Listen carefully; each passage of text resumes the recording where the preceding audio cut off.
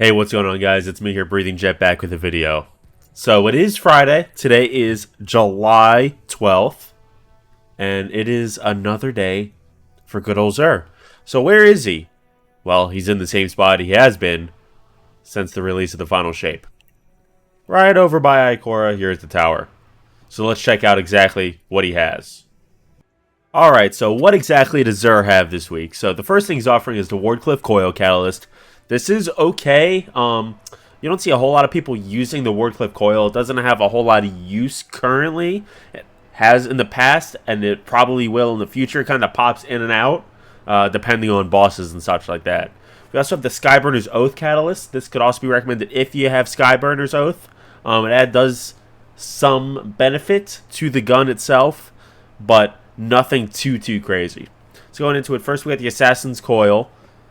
This is the helmet for the Hunter. As far as stat lines go, total 67. You don't have some crazy spikes. You don't have really high resilience. The main ones are going to be in intellect and recovery, so it's all right. It's not the best. For the Titan, we have the Mark 44 stand-asides with the total 66. It has its highest spike in recovery.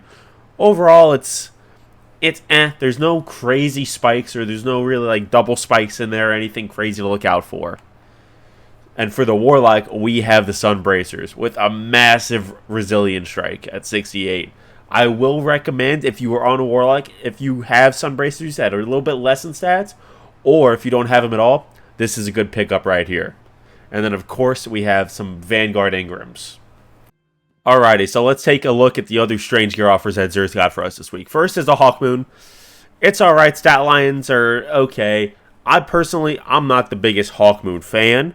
When it comes to hand cannons, I prefer Fatebringer for the legendary standpoint and Sunshot for exotic, but that's just me. I'm definitely heavily PvE oriented, so that's just what I prefer. We got XUR's Regime. It's XUR's Regime, you know. Not too much changes on it other than stat lines here and there. I will say, not the greatest pickup, but if you don't have it, and you're just looking to collect as many exotics and fill out an exotic collection, it's great to pick it up. Now, next we got SKYBURNERS Oath. And remember, just before I mentioned that XUR has the SKYBURNERS Oath Catalyst. So that means for this weekend, you can pick up both the gun and the Catalyst. So I heavily think that this is a great pickup. I personally think it is fantastic. If you have SKYBURNERS already, just check the stats, compare to see how yours is with the stats on this one. And you can kind of go from there if you want a better stat line one. But if you already have it and you're happy with yours, then you can just buy the Catalyst. So I feel like that is a great pickup right there. Next, we have another fantastic weapon. We got the Thunderlord. It is fantastic for boss damage, especially since it is able to stun enemies. Especially when it comes to bosses and higher tier enemies, it is fantastic for dealing heavy DPS. Especially if you happen to have the Catalyst on standby, or you run through the Vanguard just so you can try to pick it up. It's also a great pickup. Now going into weapons, you got Friction Fire, Auto-Loading Holster, and Sideways. Not great. Don't really recommend that. Shepherd's Watch, Moving Target Firing Line. Again, it could be skipped. Distant Tumulus. Genesis and Firing Line, it would be okay if it didn't have Genesis on it, but Genesis kind of tears it down in my opinion. Ignition Code. This could be a really good pull. It's got Disorienting Grenades, but it's got Quick Draw. It's not the best perk you want to see on it. Frenzy it's decent, but Quick Draw, it kind of ruins it just a little bit. You got Huscal with Threat Detection Kill Clip. It's skippable. There's better rocket launchers out there, especially for legendary tier. Shattered Cipher, same difference. It has auto-loading holster again, and this one has Zen Moment. It can be skipped. It's not going to be missed too much. You're not going to be see it used that much in gameplay. And then for the class sword, we have Quick Fang. So this one has Tireless Blade and One for All. This one's decent. I will say it is probably the best out of the other two swords for both the Warlock and the Titan. this would probably be the best pickup of the bunch, but still, it's there. You know, it's not something I can crazily recommend like SKYBURNERS or the Thunderlord. But I don't say, instant trash, throw it away. It's alright. Alrighty, now onto the legendary armor that Xur's got for us this week. This week we have Braytech gear. It is kind of rare, so I do recommend picking it up if you just want to collect it for the collections so you can build it again in the future. Then I recommend it for that. But let's take a look at the stat lines. So for the gauntlets, I'm currently playing on my Hunter. So for the stat lines for the gauntlets on the Hunter, its biggest stat line is going to be over in strength, with just a little bit lower in recovery and resilience. Not exactly what I'm looking for in a build. You know, especially Hunters, we're not really strength-oriented when it comes to things. For the chest armor, you don't have any crazy stat lines anywhere. You don't have any major spikes or even nothing. So this is kind of look at the stat line. It's a very safe piece of gear. It's not thwarted towards any particular stat line. You got the cloak. Doesn't do a whole lot. So for the helmet, you have a spike in mobility, and you go a second spike in intellect. It's decent. I would say probably, I'll get into the boots in a second, but out of the whole gear set, this is probably the best pickup out of this legendary armor for the Hunter. But it's still not great. It doesn't have high resilience. Recovery's Strength being at +6, I'm okay with. But Hunters, we don't have a whole lot. We don't have something like Warlocks with like Phoenix Dive or even like Devour, where we're able to just pop something real quick and get health back. So for me, I feel like resilience is a very important thing. Now, for the leg armor, pretty similar, except we got a double spike here. We got intellect and we got mobility. Everything else is kind of lacking, but that's kind of to be expected when you have a double spike. Again, though, one of those spikes is in mobility, not a lot of resilience, only 2 discipline. It's not the greatest. Alrighty, so we are back. I am now on my Warlock so we can check out the stuff here. So for the sword here, Eternity's Edge, it has infinite guard, it has counterattack, but Thresh kind of kills it. I don't have a Titan, so I won't be able to go into the details of the gear and the sword for the Titan. But I know that the Titan sword also has Thresh, which is kind of meh, which is why I stated earlier that the Hunter's sword is probably the best option out of the 3 for the week. Now, looking into the Warlock gear, it's kind of, it reminds me of the chest for the Hunter. It's kind of total 64. It has no major spikes anywhere. It's a very safe option. The lowest is in resilience, which, again, for a Warlock, I like resilience. Overall, on all of them, I like resilience. I like being able to take more damage and not die as fast. So this is kind of in my opinion. Looking at the chest armor, we have a high spike in strength, and then the other 2 major ones are going to be recovery and resilience.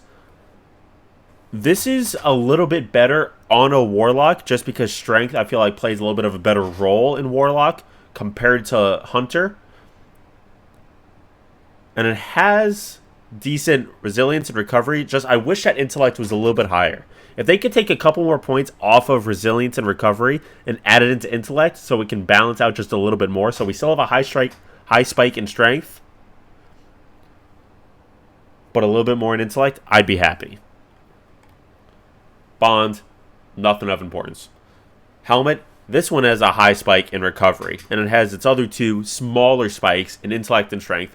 This again is decent. It's only got +6 resilience though, which kind of, it's for me, but if you're not going for a resilience build, it can still be decent, especially on a Warlock. Recovery can help you on top of those things like a Rift of Healing or Devour or a Phoenix Dive. It can help you get your health up 1, 2, 3.